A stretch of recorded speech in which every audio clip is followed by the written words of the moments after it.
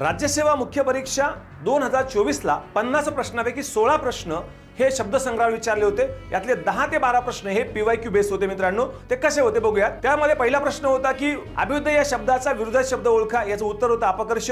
तोच तुम्ही संयुक्त 1985 ला गेला तर अभ्युदयच्या समानार्थी आहे उत्कर्ष, त्याच्या विरुद्धार्थी आहे अपकर्ष। हा प्रश्न केला असता उत्तर चुकलं नसतं। पुढचा प्रश्न बघा, हिमालयापासून कन्याकुमारी पर्यंत या शब्दसमूहाचा एक शब्द कोणता? हा सेतू हिमालय। तो मागे पीवायक्यू मध्ये PSI 2016 ला विचारला होता, पण उलटा विचारला। दक्षिण समुद्राजवळच्या सेतूपासून हिमालयापर्यंत म्हणजेच आ सेतू हिमाचल। पुढचा प्रश्न बघा, दुआ या शब्दासाठी योग्य शब्दसमूह कोणता? दोन नद्यांमधील जागा। हाच प्रश्न राज्यसेवा 2019 ला विकल्प या शब्दाचा अर्थ काय असा प्रश्न विचारला होता आणि याचा खाली पर्याय दिला होता दोन नद्यांमधील जागा। पुढचा प्रश्न बघा, जमिनीचे फुल चालवी जगाची चूल या म्हणीचा योग्य अर्थ ओळखा। याच्यात जर बघितलं याचं उत्तर आहे जमिनीवरच्या वरच्या थरात पिके येतात।